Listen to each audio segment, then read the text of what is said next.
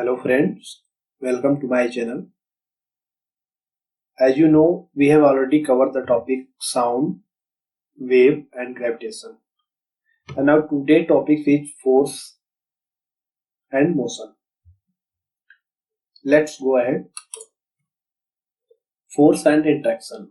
Force क्या होता है? A force is a push or pull. A better definition is that a force is an interaction between two bodies or between a body and its environment. Force क्या होता है कि जब हम किसी बॉडी पे पुश करते हैं, पुश मतलब धक्का देते हैं या तो पुल खींचते हैं उस बॉडी को, तो क्या होता है, वही जो है फोर्स है। और ये फोर्स क्या है कि दो बॉडी के बीच में होता है या तो एक बॉडी और एनवायरनमेंट के बीच में फोर्स होता है। आगे देखिए क्या होता है, when a force involve direct contact between two bodies such as a push और pull that you exert on a body with your hand, we call it a contact force. क्या होता है कि जब दो बॉडी के बीच में डायरेक्ट फोर्स जो होता है, डायरेक्ट कॉन्टैक्ट के बीच में जो फोर्स होता है, मतलब दो बॉडी के बीच में कांटेक्ट हो और वहां जो फोर्स लगता है उसको क्या बोलते हैं, कांटेक्ट फोर्स बोलते हैं। ये तीन टाइप का होता है। पहला क्या है, नॉर्मल फोर्स है। सेकंड वन क्या है, फ्रिक्शन फोर्स। लास्ट क्या है, टेंशन फोर्स। नॉर्मल फोर्स क्या होता है, normal force is exerted on an body और an object by any surface which it is in contact. The adjective normal means that the force always acts perpendicular to the surface of contact no matter what the angle of that force। यानी क्या होता है कि जब भी force body के surface के normal यानी परपेंडिकुलर जब लगता है तो उसको क्या बोलते हैं कि कांटेक्ट जो होता है फोर्स और बॉडी के बीच का जो होता है नॉर्मल होता है, यानी परपेंडिकुलर जो फोर्स होता है उसको क्या बोलते हैं, नॉर्मल फोर्स बोलते हैं। अब फ्रिक्शन फोर्स क्या होता है कि फ्रिक्शन फोर्स क्या होता है, exerted on an object by surface acts parallel to that surface in the direction that sliding. मतलब क्या होता है कि जब हम किसी भी बॉडी पे फोर्स लगाते हैं ना, तो वो बॉडी भी उस फोर्स का अपोज करती है ना। कुछ जैसे हम किसी बॉडी को अपनी तरफ पुल कर रहे हैं तो वो क्या करती है, उस डायरेक्शन के अपोजिट फोर्स लगाती है जो कि रजिस्ट करती है हमारे उस फोर्स को। ठीक है, वही क्या होता है कि फ्रिक्शन फोर्स होता है। लास्ट वन क्या है कि tension force. The pulling force exerted by a straight rope और a cord on an object to which it's attached.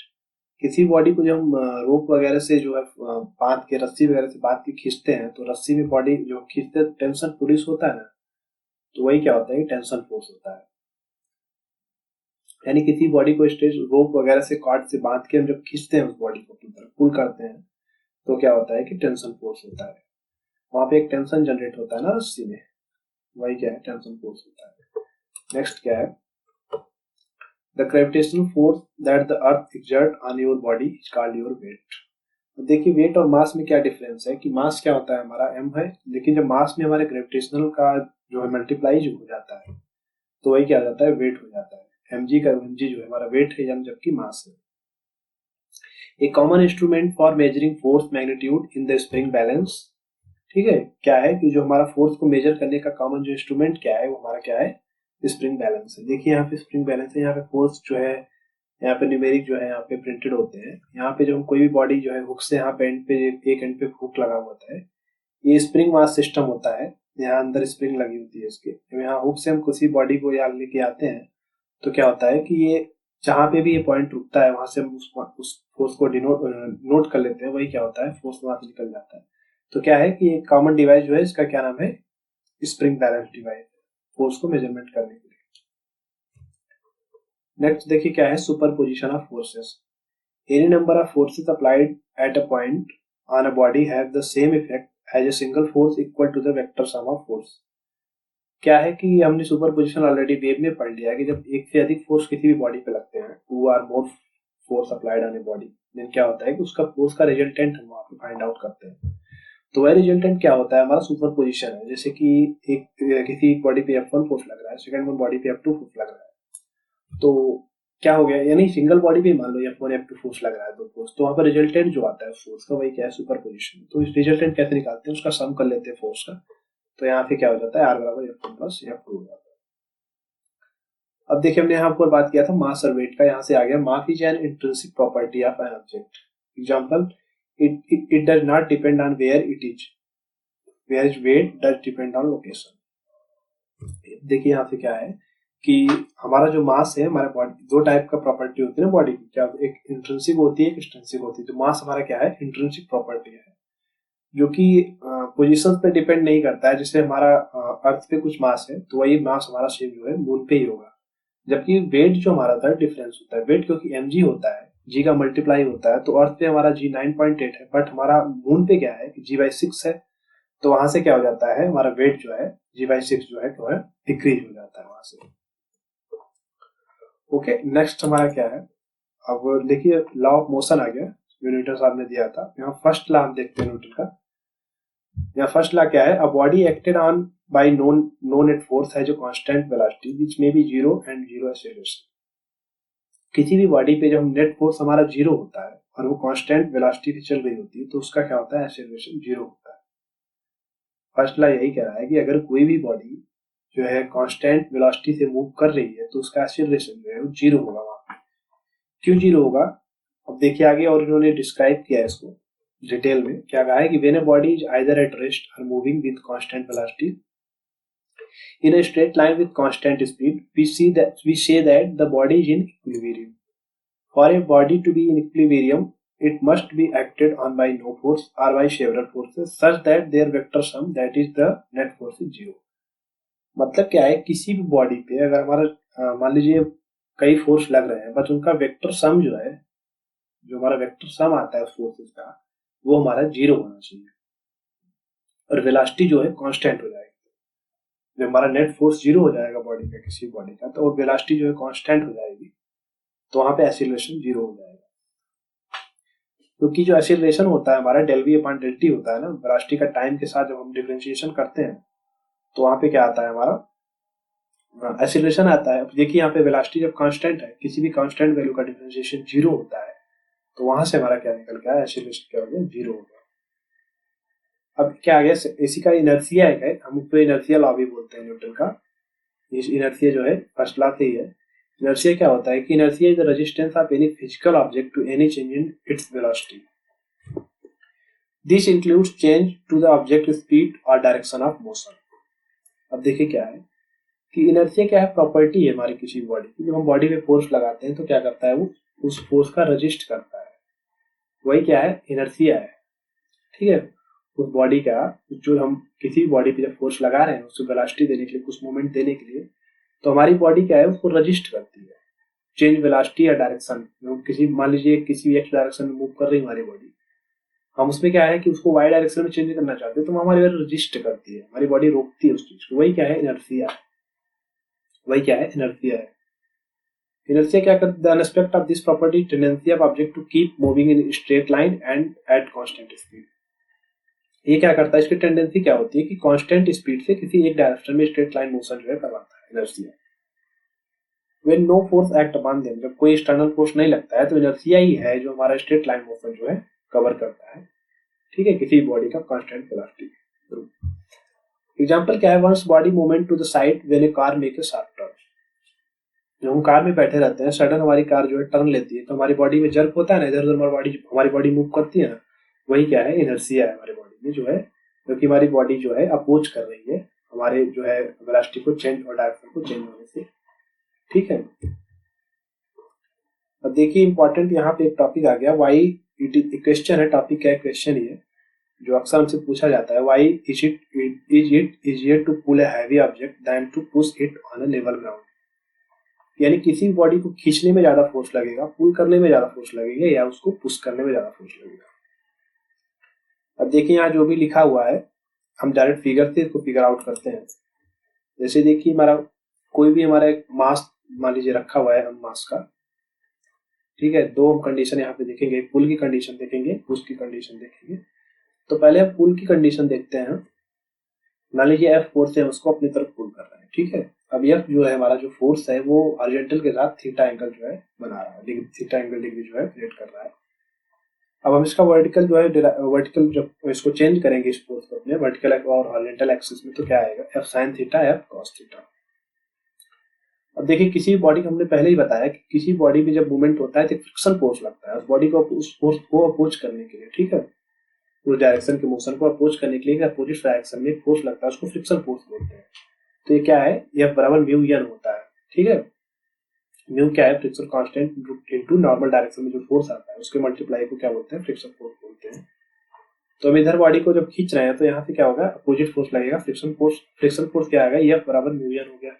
अब यहाँ पे देखिए एन की वैल्यू क्या आ रही है, यहाँ vertical force F sin theta है और यहाँ पे क्या है, यहाँ पे mg लग रहा है मास के वेट के, तो यहाँ से क्या आ जाएगा हमारा n बराबर mg minus F sine theta, n बराबर mg minus F sine theta. और सेम इसमें हम देखते हैं पुश कर रहे हैं जब बॉडी को, तो यहाँ भी F देखिए लग रहा है और हॉरिजॉन्टल एक्सिस जब cos थीटा आएगा और वर्टिकल एक्सिस हमारा F sin थीटा आएगा। अब हमारा n यहाँ पे क्या हो जा रहा है, mg plus F sin theta, क्योंकि देखिए यहाँ mg यहाँ बिलो नीचे ही लग रहा है, F sin थीटा भी नीचे लग रहा है, तो हमारा दोनों फोर्स ऐड हो जाएगा, जबकि यहाँ पे दोनों जो है सब्ट्रैक्ट हो जा रहे हैं, mg minus F sin theta. अब देखिए यहाँ पे कौन सा फोर्स ज्यादा है, ये वाला फोर्स ज्यादा है या ये वाला फोर्स ज्यादा है। यहाँ पे फ्रिक्शन फोर्स क्या है देख रहे हैं हम, mg minus F sine theta है, यहाँ पे क्या है mg plus F sine theta है। तो हमारा पुश करने में, किसी बॉडी को पुश करने में हमारा ज्यादा फोर्स लग रहा है, ज्यादा फ्रिक्शन फोर्स आ रहा है, और पुल करने में कम फ्रिक्शन फोर्स आ रहा है। यानी जब हम किसी बॉडी को अपनी तरफ खींच रहे हैं तो फ्रिक्शन फोर्स कम लग रहा है, यानी बॉडी को कम अपोज कर रही है हमारे डायरेक्शन मोशन करने के लिए, तो हमारा पुल जो है वो इसीलिए इजियर है पुश से। ठीक है, यही इसका मेन रीजन है। आगे देखिए क्या है, न्यूटन सेकेंड लॉ आ गया हमारा, क्या है, if a net external force act on a body, the body accelerates, the direction of acceleration is the same as the direction of the net force, the mass of the body times the acceleration vector of. ठीक है, क्या कर रहा है कि कोई भी हमारा बॉडी जो है मोशन में है तो उसका जो फोर्स एक्ट ऑन बॉडी होता है, क्या होता है कि जिस डायरेक्शन में हम फोर्स लगाते हैं उसी डायरेक्शन में हमारा क्या एक्सेलरेशन होता है। सेकेंड ला यही है कि हमारा जिस भी डायरेक्शन में, अगर एक्स डायरेक्शन में फोर्स लगा रहे हैं तो एक्सेलरेशन बॉडी का एक्सेलरेशन भी एक्स ही डायरेक्शन में होगा, ना कि वाई डायरेक्शन में होगा। ठीक है, यहाँ से फोर्स जो हमारा फोर्स का समेशन निकल के आता है m इंटू ए आ गया है, ये बॉडी का एक्सेलरेशन है, m क्या है, मास ऑफ बॉडी है। अब मोमेंटम का कांसेप्ट हमारा न्यूटन के सेकंड लॉ से ही निकल के आया था। मोमेंटम क्या होता है कि the momentum p of an object is found to be multiplying the object mass m to its velocity in meter per second. यानी मोमेंटम क्या है कि जब किसी बॉडी के मास और उसकी वेलोसिटी का मल्टीप्लिकेशन करते हैं तो हमारा क्या आता है, मोमेंटम आता है। देखिए नेक्स्ट क्या है, the rate of change of momentum of an object is directly proportional to the resultant force applied and is in direction of resultant force. Resultant force is equal to the rate of change of momentum. यहाँ देखिए क्या है, direct हम फार्मूले से देखते हैं, क्या है, F बराबर है क्या, del mv upon del T. अब देखिए जो rate of change of momentum है, मोमेंटम हमने पीछे देखा क्या है, m इंटू बी है, m इंटू बी है ना, मास इंटू वेलोसिटी। अब जो उसका जो रेट ऑफ चेंज है, यानी टाइम के साथ जो मोमेंट का चेंज हो रहा है, rate of change of momentum वही तो है जो टाइम के साथ मोमेंट चेंज हो रहा है। ठीक है, वही क्या होता है, फोर्स होता है। यानी फोर्स जो भी होता है वो क्या है, rate of change of momentum. देखिए इम्पल्स का कंसेप्ट भी यहीं से आता है, सेकंड लॉ से। क्या होता है कि जब हम if we multiply the force acting on a object by the time it's acting for this is called the impulse of force। जब किसी फोर्स में हम टाइम का मल्टीप्लाई कर देते हैं, जैसे हमारा 2 न्यूटन का फोर्स किसी बॉडी पे 2 सेकंड के लिए लग रहा है, तो हमारा वहां से इंपल्स का क्या हो जाएगा फॉर्मूला, 2 इंटू 2 हो जाएगा, या into delta T. Delta T क्या है, टाइम इंटरवल के लिए होता है, हर टाइम इंटरवल के लिए फोर्स अलग अलग होता है, इंपल्स अलग अलग होता है। ठीक है, तो इंपल्स क्या होता है, इंपल्स यहाँ से देखिए क्या हो गया, एफ इंटू डेल्टा टी होता है इंपल्स का फॉर्मूला। और हमने यहाँ पे क्या देखा कि rate of change of momentum है, यानी del M V by del T, del fifty del T क्या हो गया, कैंसिल हो गया। तो हमारा क्या आ गया कि जो इंपल्स होता है, फोर्स जो है, देखिए यहाँ पे 2 कंफ्यूजन आते हैं हमारे क्वेश्चन, जैसे पूछ लेता है कि फोर्स क्या है, force rate of change of momentum है या चेंज ऑफ मोमेंटम। तो फोर्स क्या है, rate of change of momentum, और जबकि इंपल्स जो हमारा है, इंपल्स क्या है, चेंज इन मोमेंटम। ठीक है, इंपल्स क्या है, चेंज इन मोमेंटम है, फोर्स क्या है, rate of change of momentum. ठीक है, अब देखिए अगला क्या है, elastic and inelastic collision. Elastic collision are those in which kinetic energy is conserved. Elastic collision क्या होता है कि जैसे you have the same total amount of kinetic energy और the start and end of collision. ये बताने जा रहे थे क्या है कि इलास्टिक कोलिजन क्या होता है कि जैसे हमारी बॉडी, 2 बॉडी आपस में, कोलिजन का मतलब क्या होता है, टकराना होता है, आपस में टकरा रही है 2 बॉडी। तो एक बॉडी जैसे मान लीजिए कि कुछ उसका काइनेटिक एनर्जी है, और वो दूसरी बॉडी से जब वहां से कोलिजन हुआ तो भी उसका काइनेटिक एनर्जी सेम ही रहा, यानी स्टार्ट और एंड का दोनों काइनेटिक एनर्जी सेम रहा, तो उसको क्या बोलते हैं, इलास्टिक कोलिजन। इसी का ठीक अपोजिट क्या होता है, इनइलास्टिक कोलिजन होता है, जो कि क्या होता है कि काइनेटिक एनर्जी यहाँ पे चेंज हो जाती है, यानी स्टार्ट और एंड की काइनेटिक एनर्जी डिफरेंट होती है। नेक्स्ट देखिए क्या है, इलास्टिक कोलिजन का फार्मूला क्या है, मोमेंटम से ही आता है ये, कि मान लीजिए दो बॉडी है, एक दोनों का velocity, initial velocity u1 u2 है और मास m1 m2 है, फाइनल वेलोसिटी v1 v2 है। तो वहां से इनमें से क्या होता है कि कोई तीन दिया होता है, एक पूछ लेता है, तो यहाँ से डायरेक्ट आ जाएगा m1 u1 plus m2 u2 बराबर m1 v1 plus m2 v2।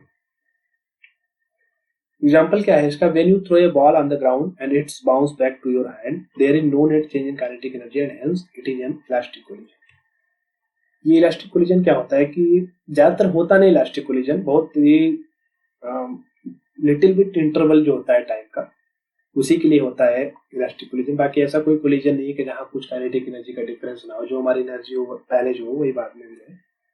जैसे कि हम बहुत कम हाइट से देखते हैं, हम जब मान लीजिए बाल को हम बहुत कम हाइट से थ्रो कर रहे हैं, फिर हमारा बाल उसी हाइट पे आ जा रहा है, तो वो क्या होता है, इलास्टिक कोलिजन होता है। और इलास्टिक कोलिजन का फार्मूला क्या है, जैसे फाइनल वेलोसिटी हमारे इन इलास्टिक कोलिजन का निकालना होगा v बराबर, तो m1 u1 plus m2 u2 बराबर m1 प्लस m2, यानी पहले बॉडी का जो है इनिशियल वेलोसिटी और मास का मल्टीप्लाई प्लस सेकंड बॉडी का इनिशियल वेलोसिटी मास का मल्टीप्लाई करके ऐड करके उसमें हम अपन कर देते हैं, डिवाइड कर देते हैं दोनों के बॉडी के मास के सम से, तो हमारा कोलिजन के बाद का जो फाइनल वेलोसिटी वो हमारा निकल के आ जाता है।